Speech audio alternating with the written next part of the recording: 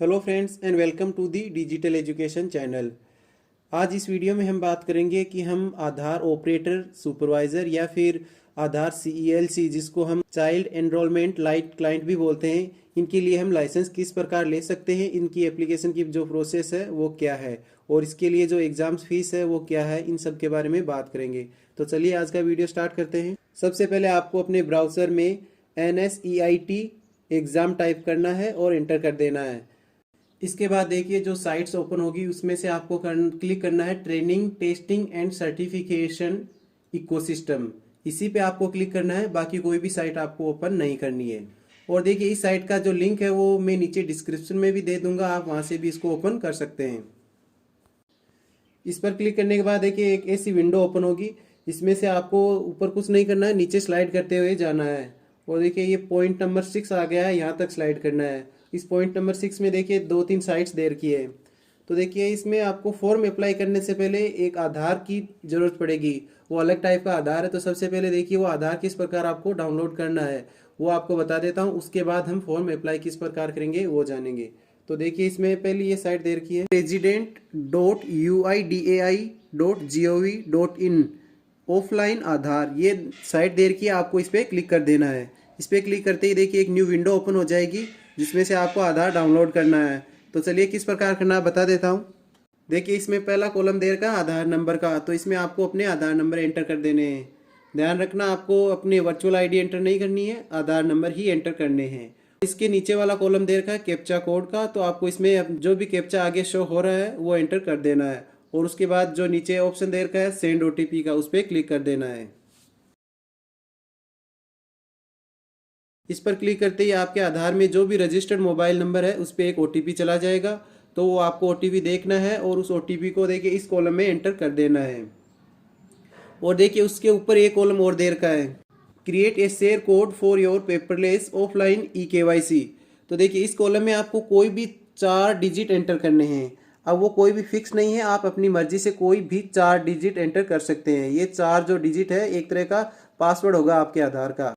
तो इसलिए आप जो भी डिजिट एंटर करें वो चारों डिजिट आपको अच्छे से याद रखने। और कोई भी 4 डिजिट एंटर कर देने के बाद आपको नीचे जो ऑप्शन दे रखा है डाउनलोड आधार, इस पर आपको क्लिक कर देना है।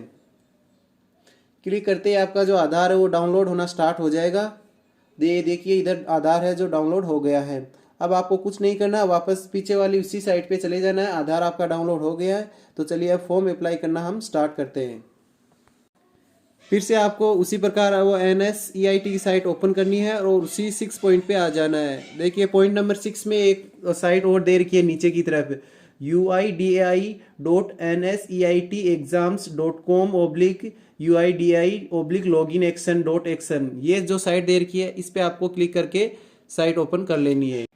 देखिए साइट ओपन होते ही एक ऐसा विंडो ओपन होगा, इसमें आपको यूज़र आईडी और पासवर्ड के लिए बोल रहा है। तो इसमें आपको क्लिक नहीं करना है। नीचे दे रखा है क्रिएट न्यू यूज़र, इस पर आपको क्लिक कर देना है। न्यू यूज़र पे क्लिक करते ही एक ऐसा विंडो ओपन होगा। देखिए इसमें सबसे पहला ऑप्शन दे रखा है अपलोड XML फाइल। तो आपको यहाँ से जो अभी आपने आधार डाउनलोड किया था उस आधार को यहाँ पे अपलोड कर देना है। वो अपलोड करने के बाद में आपको देखिए सामने एक ऑप्शन दे रखा है अपलोड, इस पर क्लिक भी कर देना है। देखिए इस पर क्लिक करते ही आपके सामने लिखा हुआ आएगा XML फाइल अपलोडेड सक्सेसफुली। तो इसमें आपको ओके पे क्लिक कर देना है। इसके बाद जो आपने आधार डाउनलोड किया था और उस डाउनलोड करते टाइम जो आपने 4 डिजिट का कोड एंटर किया था, जो मैंने बताया था कि याद रखना है, वो कोड आपको यहाँ शेयर कोड वाले कॉलम में एंटर करना है। और उसके सामने जो ऑप्शन दे रखा है एक्सट्रैक्ट का, उस पर क्लिक कर देना है। उस पर क्लिक करते ही देखिए फिर से लिखा हुआ आएगा डाटा एक्सट्रैक्टेड सक्सेसफुली। तो इसमें आपको ओके पे क्लिक कर देना है। इसके बाद न्यू कॉलम ओपन हो जाएंगे जिसमें पहला कॉलम है मोबाइल नंबर। तो आपके आधार नंबर में जो भी रजिस्टर्ड मोबाइल नंबर है वो मोबाइल नंबर आपको इस कॉलम में एंटर करने हैं। और उसके बाद में सामने जो वैलिडेट का ऑप्शन दे रखा है उस वैलिडेट पे आपको क्लिक कर देना है। इस पर क्लिक करने के बाद में आपको जो नीचे एक ऑप्शन दे रखा है सेंड मोबाइल OTP, इसमें आपको क्लिक करना है। तो इस पर क्लिक करते ही आपके जो रजिस्टर्ड नंबर है उस पर एक OTP जाएगा। वो OTP आपको देख के नीचे वाले कॉलम में एंटर कर देनी है और फिर वेरीफाई OTP पे क्लिक कर दीजिए। इस पर क्लिक करते ही एक डिक्लेरेशन शो होगी जिसपे आपको गुड का मार्क लगा देना है। और नीचे कॉलम दे रखा है ईमेल आईडी का, तो जो भी आपकी एक्टिव ईमेल आईडी है वो इसमें एंटर कर देनी है। और उसके बाद देखिए एक नीचे ऑप्शन दे रखा है शो XML कंटेंट, इस पर क्लिक कर दीजिए। इस पर क्लिक करते ही देखिए आपको अपने आधार की सारी डिटेल्स है वो शो हो जाएगी। आपकी photo, gender, date of birth और नेम, ये सब वेरीफाई करने के बाद आपको क्लिक कर देना है कन्फर्म पे।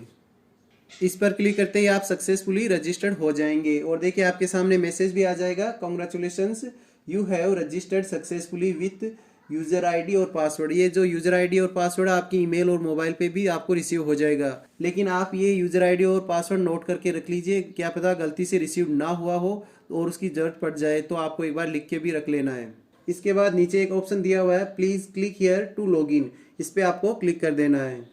इस पर क्लिक करते ही हम पहले वाली विंडो में आ जाएंगे जिसमें आपको यूज़र आईडी और पासवर्ड आपको एंटर करना है। तो इसमें आपको जो अभी रिसीव्ड हुआ था यूज़र आईडी और वो पासवर्ड है वो दोनों एंटर कर देने हैं और साइन इन पे क्लिक कर देना है। इस पर क्लिक करते ही देखिए आपको चेंज पासवर्ड का ऑप्शन दिखाई देगा। तो इसमें आपको जो ओल्ड पासवर्ड में अभी जो पासवर्ड पहले रिसीव्ड हुआ था वो एंटर कर देना है और न्यू पासवर्ड और कंफर्मेशन में आपको नए पासवर्ड है वो सेट कर लेने हैं। और नीचे जो सिक्योरिटी क्वेश्चन है उसमें से कोई भी आप एक क्वेश्चन सेलेक्ट कर लीजिए और उसका आंसर नीचे वाले कॉलम में दे देना। आपको आंसर का ध्यान रखिए, जो भी आप आंसर दे वो स्मॉल में दे रहे हैं, कैपिटल में दे रहे हैं, क्या क्वेश्चन सेलेक्ट कर रहे हैं, ये सब आपको याद रखना है। क्योंकि गलती से अगर आप अपने पासवर्ड वगैरह भूल जाते हैं तो इस सिक्योरिटी क्वेश्चन से आप अपने पासवर्ड भी रीसेट कर सकते हैं। इसलिए आपको ये सिक्योरिटी क्वेश्चन और इसका आंसर याद रखना है। अगर याद नहीं रहता है तो आप लिख के रख लीजिएगा। ये सब फिल करने के बाद आपको चेंज पासवर्ड पे क्लिक कर देना है। अब देखिए चेंज पासवर्ड पे क्लिक करते ही लिखा हुआ आ गया your password has been changed successfully, यानी कि पासवर्ड चेंज करने का काम खत्म हो गया है और हमारा अकाउंट भी लॉगिन हो गया है। तो इसको यहाँ से कर देना है क्लोज और अब हम करते हैं अप्लाई सर्टिफिकेट्स के लिए। तो चलिए देखिए नीचे इंस्ट्रक्शन वगैरह दे रखे हैं सारे, ये आप पढ़ना चाहिए तो पढ़ सकते हैं, बाकी वैसे कोई काम के नहीं है, आपको पढ़ने की ज़रूरत नहीं है। इसमें कुछ भी कोई ख़ास बात नहीं है, आपको जस्ट नीचे स्लाइड करना है। नीचे एक डिक्लेरेशन का कॉलम दे रखा है उस पर आपको मार्क करना है और डायरेक्ट कंटिन्यू पे क्लिक कर देना है। इस पर क्लिक करते ही देखिए आपके सामने फॉर्म है वो शो हो जाएगा। तो चलिए इस फॉर्म को भर लेते हैं। सबसे पहला कॉलम दे रखा है एजुकेशन डिटेल का, तो आपने जो भी एजुकेशन हाईएस्ट एजुकेशन है आपकी वो आप यहाँ से सिलेक्ट कर सकते हैं। नेक्स्ट कॉलम इंपॉर्टेंट है लेवल ऑफ एग्जामिनेशन। आपको देखिए जिस भी तरह का सर्टिफिकेट चाहिए उसके लिए अप्लाई कर सकते हैं। तो ये मैं बता देता हूँ आपको। पहला ऑप्शन तो दे रखा है ऑपरेटर और सुपरवाइजर का।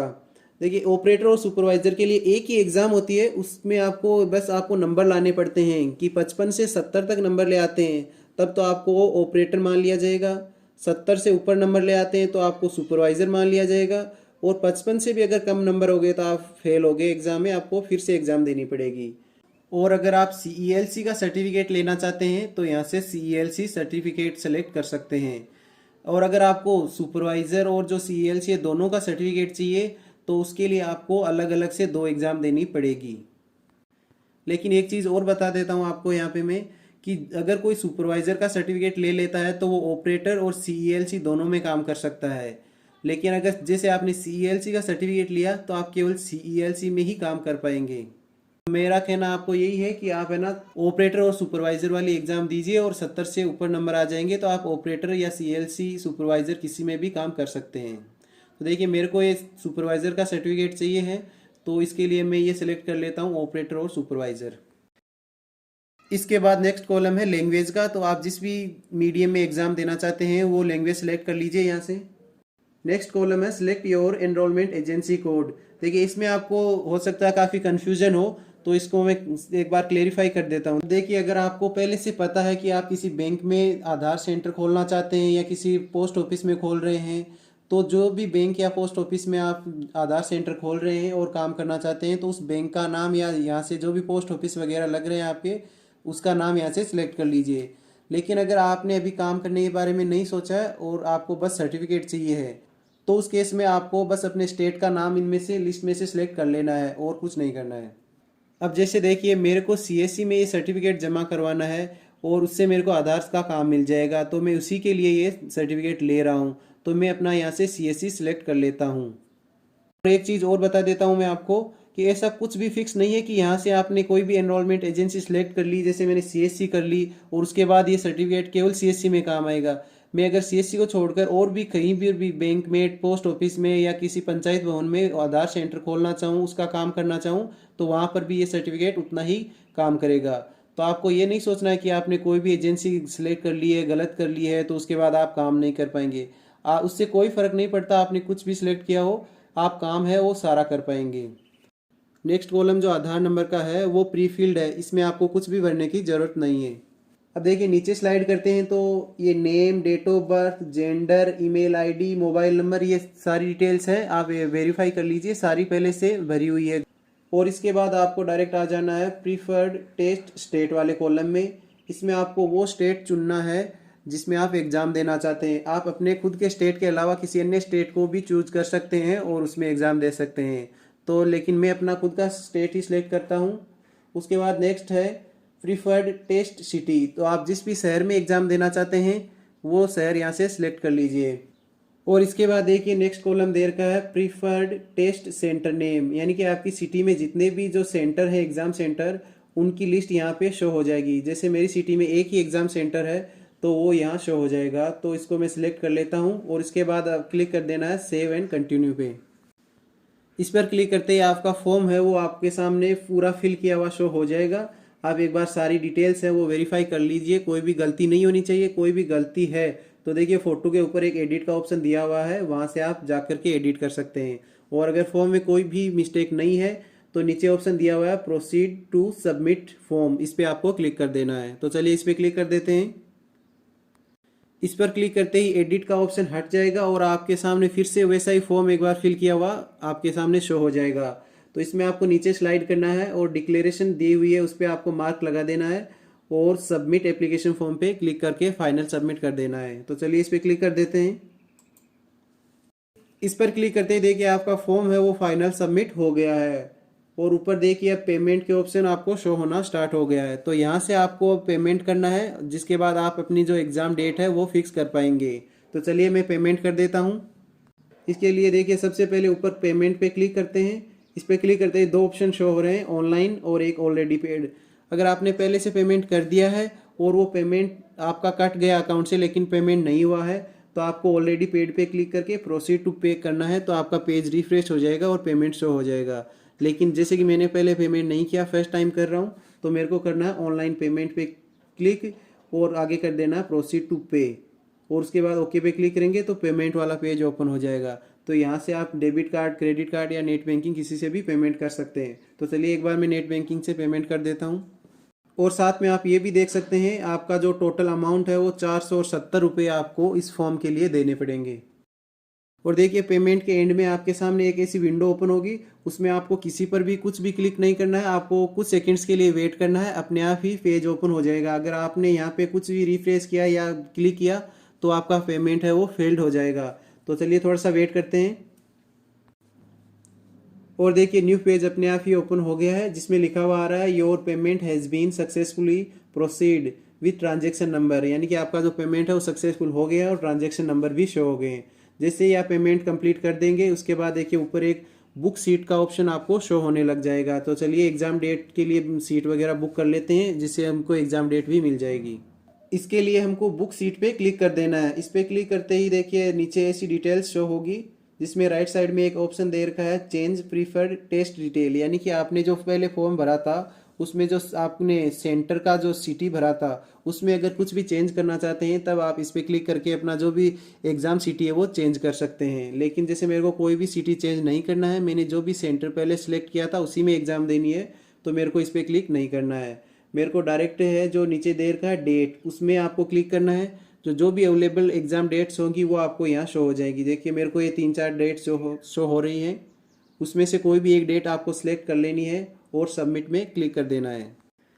सबमिट में क्लिक करके आपको एक बार थोड़ा नीचे स्लाइड करना है जहाँ पे आपको सब कुछ डिटेल दे रखी है कि टेस्ट की डेट क्या होगी, टेस्ट का दिन कौन सा होगा, टेस्ट कब स्टार्ट होगा, कितने टाइम का टेस्ट होगा और इसमें कितनी सीट्स अवेलेबल है, ये सब कुछ आपको शो होगा। तो इसको आपको एक बार देख लेना है। ये सब कुछ देखने के बाद आपको आगे एक ऑप्शन दिया हुआ है बुक का, तो उस पर आपको क्लिक कर देना है। ये क्लिक करने के बाद देखिए एक छोटी सी विंडो ओपन होगी जिसमें आपको 60 सेकंड का टाइम दिया जाएगा। इसके अंतर्गत आपको ये सारी डिटेल्स एक बार वेरीफाई कर लेनी है। आपका नाम, जो आपका सेंटर नेम है, जो भी आपका टेस्ट है वो कब होगा, कितना टाइम का होगा, ये सब कुछ देखने के बाद आपको कन्फर्म पे क्लिक कर देना है।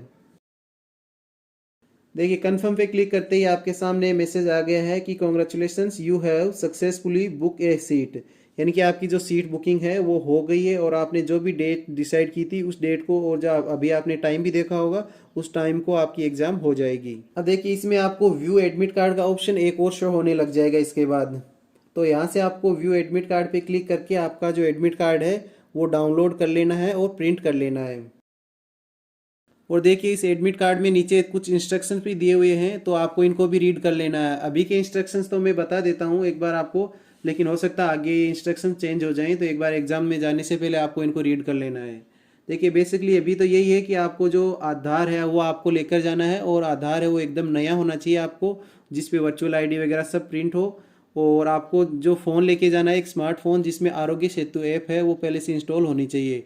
अगर आपके पास स्मार्टफोन नहीं है तो ऐसे केस में वहाँ आपसे एक फॉर्म वगैरह फिल करवाया जाएगा जिसमें कुछ डिक्लेरेशन होगी और साइन करवाएंगे, उसके बाद ही आपको एंट्री मिलेगी। अब देखिए यहाँ पे एक और ऑप्शन है मॉक एग्जाम का, तो यहाँ से आप इस पे क्लिक करके जो मॉडल पेपर है वो भी सॉल्व करके देख सकते हैं। यहाँ से ये कैसे एग्जाम में क्वेश्चन आएंगे वो सब भी देख सकते हैं। और अब आपको कोई भी डाउट है तो आप कमेंट करके पूछ सकते हैं। तो आज का वीडियो यहीं ख़त्म करते हैं। थैंक्स फॉर वॉचिंग, मिलते हैं नेक्स्ट वीडियो में।